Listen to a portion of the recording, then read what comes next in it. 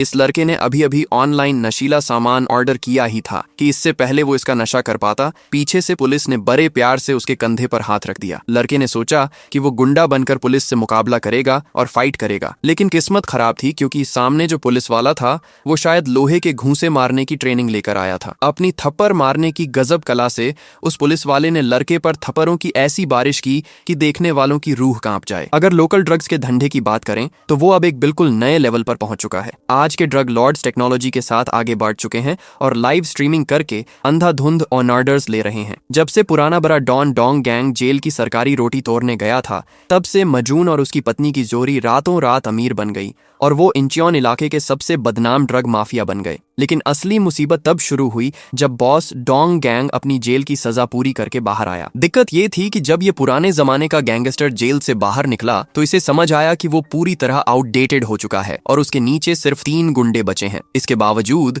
Dong gang बड़े आत्मविश्वास के साथ अपनी पुरानी साख के दम पर मजून के हेडक्वार्टर पहुंच गया और धंधे में अपना हिस्सा मांगने लगा। शहर के बीचों बीच बनी उस आलीशान ऑफिस बिल्डिंग को देखकर इस टैटू वाले डॉन के भी थौरे तोते उड़ गए। वो अंदर गया और मजून और उसकी पत्नी से मिलकर रॉब झाड़ते हुए बिजनेस पार्टनरशिप की मांग करने लगा। नतीजा ये हुआ कि उस जवान कपल ने सीधे उसके मुंह पर ठहाका मार दिया और सिक्योरिटी को बुलाकर उसे गर्दन से पकड़वाकर बाहर फेंकवा दिया। कुछ दिनों बाद ऑफिसर वांगसिक को माजुन के अड्डे का सुराग मिल जाता है। बिना कोई देर किए पुलिस की टीम बिजली की रफ्तार से वहां एक बहुत बड़ी रेड मार देती है। लेकिन कौन जानता था कि प्रेसिडेंट मास सिर्फ ड्रग्स बेचना ही नहीं जानता, बल्कि वो मार्शल आर्ट्स का भी छुपा रुस्तम मास्टर है। वो नॉर्मल पुलिस वालों को ऐसे मुक्के मार रहा था कि वो पतंजर के पतों की तरह हवा में उड़ रहे थे। खुशकिस्मती से ऑफिसर वांगसिक भी असली गॉड ऑन वॉर था। दोनों तरफ से भयंकर फाइट शुरू हो जाती है। जब माँ ने देखा कि वो ईमानदारी की फाइट में ऑफिसर वांगसिक को नहीं हरा पा रहा, तो उसने अपनी बची कुची इज्जत दांव पर लगा दी और चीटिंग पर उतर आया। उसने एक डंडा उठाकर घुमाना शुरू कर दिया। इसके बाद उसने एक मासूम को बंधक बना लिया और उसकी गर्दन पर चाकू रखकर वांगसिक को सरेंडर करने की धमकी देने लगा। लेकिन वांगसिक ने साफ मना कर दिया और सीधे 500 वोल्ट की टेजर गन चला दी। मगर गड़बड़ ये हुई कि करंट उस बंधक को लग गया। घबराहट में वांगसिक ने वो गन सीधे माजुन के सिर पर दे मारी, जिससे उसका ध्यान भटक गया और उसका सिर चकरा गया। इस मौके का फायदा उठाकर पुलिस की टीम ने आखिरकार उसे कामयाबी से हथकड़ी पहना दी। अगर पर्सनल लाइफ की बात करें तो ऑफिसर वांगसिक का अपनी एक्स वाइफ के साथ बहुत पहले ही तलाक हो चुका था, लेकिन उनकी प्यारी बेटी यंजू की वजह से वो दोनों आज भी एक दूसरे के काफी करीब थे। बेटी से मिलने के दिन उनके बीच के गहरे रिश्ते को देखते हुए सीना ने बड़े दिल से उन्हें बातचीत करने के लिए 1 घंटा एक्स्ट्रा दे दिया। बेटी से मिलते ही वांगसिक ने बड़े प्यार से उसके लिए एक स्मार्ट वॉच खरीदी थी। हालांकि यंजू ने अपने हाथ में एक बहुत महंगी घड़ी दिखाते हुए कहा कि ये गिफ्ट उसे उसके नए पापा ने दिया है।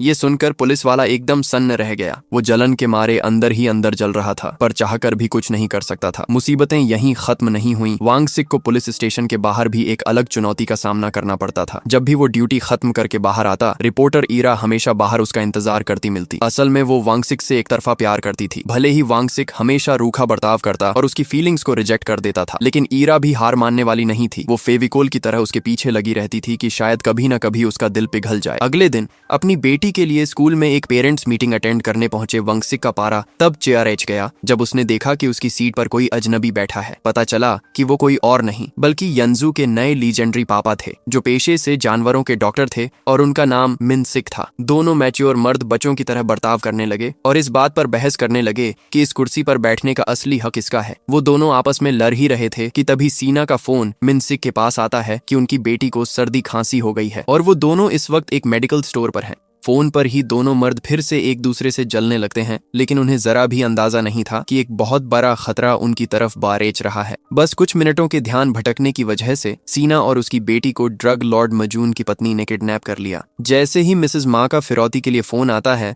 वांगसिक तुरंत उस डॉक्टर मिनसिक से कहता है कि वो चुपचाप घर जाए और खबर का इंतजार करे, जबकि वो खुद अपनी एक्स वाइफ और बेटी को बचाने जाएगा। लेकिन मिनसिक भी साथ जाने की जिद पर अड़ जाता है। कोई और रास्ता न देखकर वांगसिक को इस मुसीबत को अपने साथ ले जाना पड़ता है। वो तुरंत उस मेडिकल स्टोर पर भागते हैं। वहां खड़ी गाड़ियों के डैश कैम को चेक करते हैं और उन्हें साफ दिखता है कि काले कपड़ों में आए कुछ गुंडे सीना और उसकी बेटी को जबरदस्ती कार में ठूंस कर फरार हो रहे हैं। उसी अफरा तफरी के बीच किडनैपर्स का दोबारा फोन आता है। वांगसिक इशारे से मिनसिक को चुप रहने को कहता है ताकि वो अपनी पुलिस वाली प्रोफेशनल स्किल्स का इस्तेमाल कर सके। वो बातचीत के दौरान बियर, व्हिस्की और सोजू जैसे कुछ सीक्रेट कोड वर्ड्स का इस्तेमाल करने की कोशिश करता है ताकि सीना को इशारा दे सके, लेकिन सीना को कुछ समझ नहीं आता। थक हार कर वांगसिक सीधे सीधे बात पर आता है और उसे समझाता है कि जैसा वो कहें चुपचाप मानो और कोई भी जल्दबाजी मत करना। जैसे ही वो अपनी बात खत्म करता है, मिसेस मा फोन छीन लेती है। वो धमकी देती है कि आज रात 9 बजे से पहले उसके पति माजुन को पुलिस कस्टडी से रिहा कर दिया जाए, वरना अंजाम भुगतने के लिए तैयार रहो।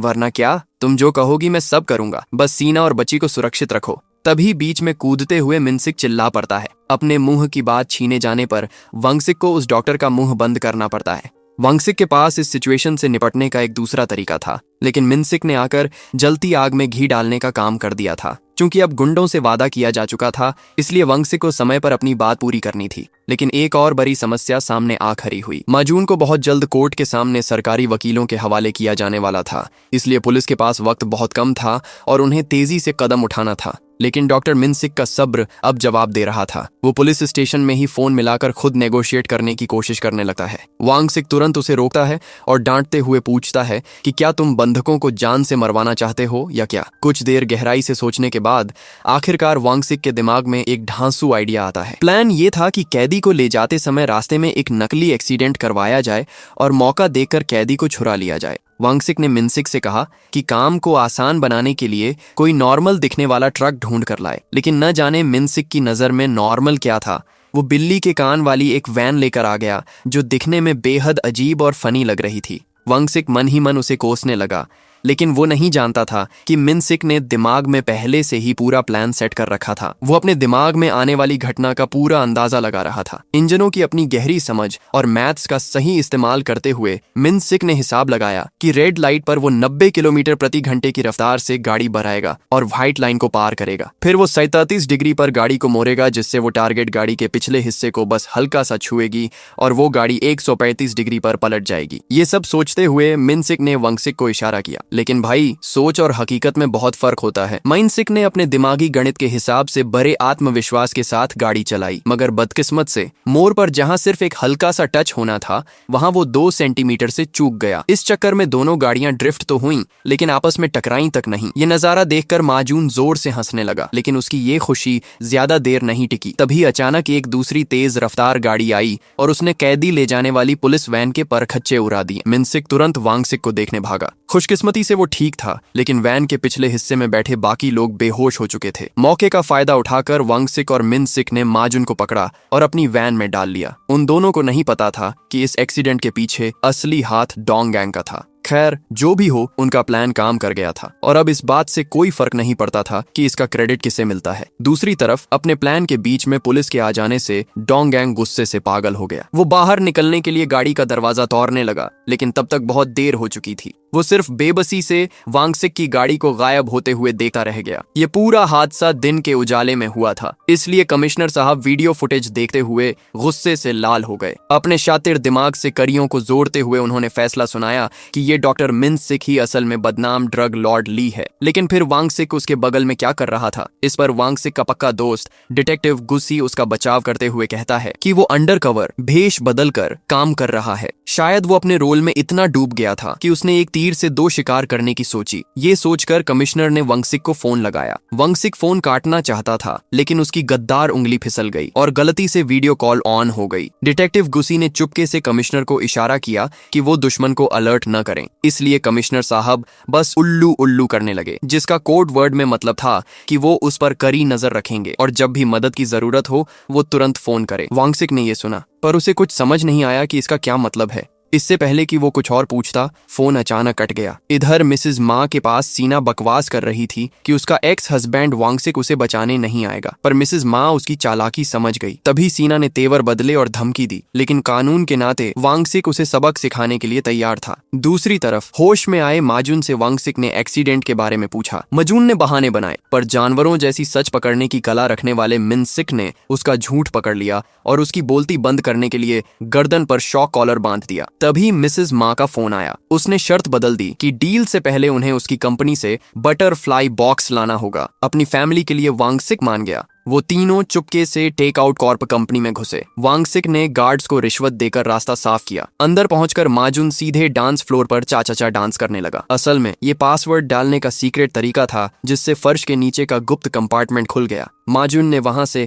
100 बिलियन वॉन का कीमती बटरफ्लाई बॉक्स उठा लिया। माइनसिक ने शॉक कॉलर के रिमोट से डराकर बॉक्स अपने हाथ में ले लिया। पार्किंग लॉट में आते ही उनका सामना डोंगगैंग से हो गया। दोनों गाड़ियों के बीच खतरनाक रेस शुरू हुई। मिनसिक ने वैन का स्टीयरिंग व्हील बदलकर उसे हाई स्पीड वॉर मशीन बना दिया। जब डोंगगैंग ने फिर से घेरा तो मिनसिक ने हाई बीम लाइट से गुंडों की आंखें चौंधिया दी और 135 डिग्री का शानदार टेल विप ड्रिफ्ट मारकर उन्हें छका दिया। लेकिन तभी सामने एक बिल्ली का बच्चा आ गया। उसे बचाने के चक्कर में मिनसिक ने गाड़ी दीवार पर चढ़ा दी जिससे वैन क्रैश हो गई। वांगसिक और मिनसिक को होश खोया देख माजून बॉक्स लेकर 9-2-11 हो गया। तभी डोंगगैंग ने अपनी तेज सूंघने की शक्ति से माजून को सबसे पहले ढूंढ निकाला। बंदूक के सामने माजून ने जान की भीख मांगते हुए बॉक्स डोंगगैंग को सौंपने की बात कही, पर गुस्से में पागल डॉन ने सीधे गोली चला दी। गोली की आवाज सुनकर वांगसिक और मिनसिक वहां भागे। पहाड़ी के किनारे सिर्फ खून और बॉक्स मिला। ढूंढने पर पता चला कि मजून नीचे पैर की टहनी पर अटका है।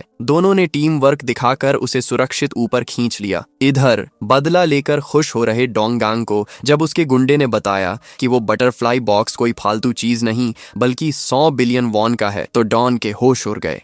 उसने तुरंत गाड़ी वापस मोड़ी, लेकिन जब तक वो पहाड़ी पर पहुंचे वहां से बॉक्स और माजून दोनों गायब हो चुके थे।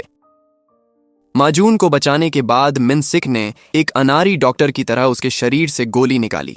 ब्लड ग्रुप बी होने के कारण वांगसिक को न चाहते हुए भी उसे अपना खून देना पड़ा। जब माजून होश में आया तो तीनों आपस में बातें करने लगे। मिनसिक ने बताया कि कैसे उसे वांगसिक की एक्स वाइफ से पहली नजर में प्यार हुआ था। वहीं माजून ने अपनी लव स्टोरी सुनाई कि कैसे उसकी दबंगई देखकर मिसेस मा उसकी दीवानी हो गई थी। तभी तीनों को होश आया कि वक्त कम है। वो भागकर माए परिवार के विला पहुंचे, लेकिन वहां सारे गार्ड्स बेहोश थे। वांगसिक को एक टेडी बियर में सीक्रेट फोन मिला जिससे पता चला कि डॉन डोंगगैंग उनसे एक कदम आगे निकलकर सीना, उसकी बेटी और मिसेस मा को किडनैप कर चुका है। उसने 100 बिलियन वॉन का बटरफ्लाई बॉक्स लेकर 1 घंटे में वेयर हाउस नंबर 3 पर आने की धमकी दी। इधर पुलिस स्टेशन में कमिश्नर परेशान थे। ये बात सुनकर रिपोर्टर ईरा ने वांगसिक का लॉकर खोला और उसकी बेटी के बैग में छिपे ट्रैकर का SOS सिग्नल ढूंढ निकाला। उधर वांगसिक ने मिनसिक को खतरे से दूर रखने के लिए धोखे से बेहोशी का इंजेक्शन दे दिया और अकेले ही कमिश्नर को फोन कर स्वाट टीम को 3 घंटे रोकने को कहा। बंधक बनी महिलाओं में से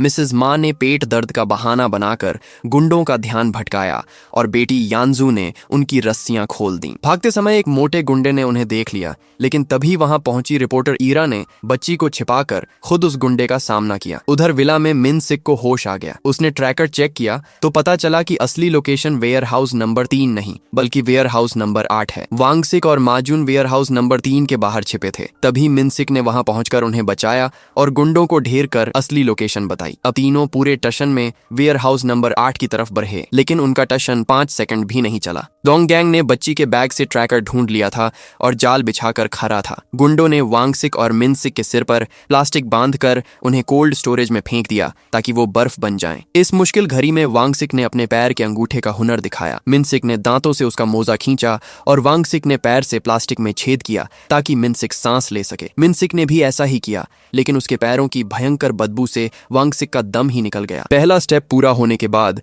अब बारी थी दूसरे स्टेप की। मिनसिक ने अपनी पूरी ताकत समेटी और रेंगते हुए वांगसिक के करीब पहुंचने की कोशिश करने लगा। वो इतने जोरों से हिला कि शेल्फ पर रखा सामान एक एक करके नीचे गिरने लगा, जिससे वांगसिक की जान हलक में आ गई। आखिरकार पास पहुंचकर मिनसिक ने अपने दांतों से वांगसिक के हाथों की रस्सियां काट दी। आजाद होते ही वांगसिक ने भी फुर्ती से मिनसिक को खोल दिया। दोनों आगे बढ़े और कोल्ड स्टोरेज के दरवाजे के पास पहुंचे। दरवाजा बाहर से लॉक था, लेकिन वांगसिक को अपनी एक किक पर पूरा भरोसा था कि उसके मारते ही दरवाजा टूटकर गिर जाएगा। सीन बहुत कूल लग रहा था, पर कहते हैं ना कि उम्मीद जितनी बड़ी हो हकीकत उतनी ही जोर का झटका देती है। दरवाजा टस से मस नहीं हुआ। बाहर बंधकों की टोली में अब रिपोर्टर ईरा भी शामिल हो चुकी थी। डोंगगैंग अभी भी अपना सिर खुजला रहा था, क्योंकि उसे पल्ले ही नहीं पड़ रहा था कि आखिर इस बटरफ्लाई सॉफ्टवेयर का काम क्या है। मिसेस मा को एक अच्छी टीचर की तरह उसे समझाना पड़ा, लेकिन चूंकि डॉन की पढ़ाई तीसरी क्लास से आगे नहीं बढ़ी पर ही थी, इसलिए सुपर कंप्यूटिंग जैसी बातें उसके लिए भैंस के आगे बीन बजाने जैसी थीं। गुस्से में आकर उसने सोचा कि ए को छोड़ने से अच्छा है सबको निपटा दिया जाए, और वो इन सारे दुश्मनों का गेम ओवर करने के लिए तैयार हो गया। अपने पति और बॉस को खतरे में देखकर अचानक मिसेस माँ के अंदर की छिपी हुई चंडी जाग उठी और वो गुंडों पर टूट पड़ी। इधर कोल्ड स्टोरेज के अंदर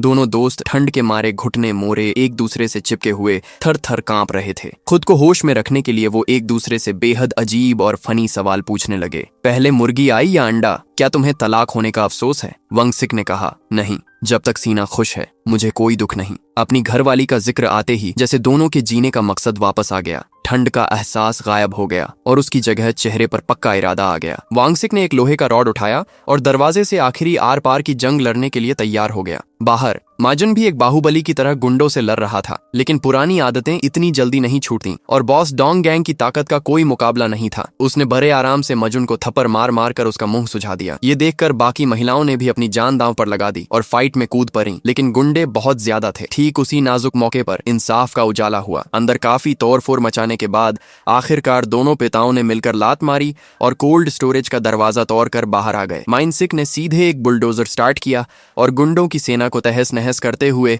अपने परिवार की रस्सियां खोल दी। अब सिचुएशन ये थी कि सामने 100 गुंडे थे और इधर सिर्फ 6 लोग। जिसके हाथ में जो आया वो उसे हथियार बनाकर लड़ने लगा। यहां तक कि उन दोनों लेडीज के हाथ में सूखी मछलियां आ गईं तो उन्होंने उसी से डोंग गैंग पर ताबड़तोड़ वार करना शुरू कर दिया। इस जबरदस्त टीम वर्क का नतीजा ये हुआ कि बॉस और उसके गैंग की ऐसी धुनाई हुई कि उनके तोते उड़ गए। वो इतने थक चुके थे कि सब वहीं ढेर हो गए। इस भयंकर लड़ाई के बाद आखिरकार वांगसिक ने डोंग गैंग को हथकड़ी पहनाई और उसे गिरफ्तार कर लिया। लेकिन जब सब लड़ाई में बिजी थे, मौका पाकर माजुन और उसकी पत्नी चुपके से वहां से खिसक गए। तभी ईरा हांफते हुए आई और उसने बताया कि छोटी यंजू अभी भी अंदर ही कहीं छिपी है। अपनी लाडली बेटी के लिए वांगसिक और मिनसिक को एक आखिरी बार हाथ मिलाना पड़ा और उन्होंने एक हॉलीवुड फिल्म जैसा ऐतिहासिक स्टंट करने की सोची। दोनों सैकड़ों मीटर ऊंचे क्रेन पर चढ़ गए और वहां से पैराशूट लेकर एक खतरनाक छलांग लगा दी। दूसरी तरफ माजून और उसकी पत्नी खुश होकर भाग ही रहे थे कि दोनों डैड्स ने एकदम स्मूथ लैंडिंग की और सीधे उनके सामने आकर खड़े हो गए। इस पूरे खतरनाक सफर से गुजरने के बाद वांगसिक ने दिल से अपनी एक्स वाइफ और मिनसिक को आने वाली जिंदगी के लिए दुआएं दी, क्योंकि वो समझ चुका था कि भले ही वो एक छत के नीचे न रहते हों,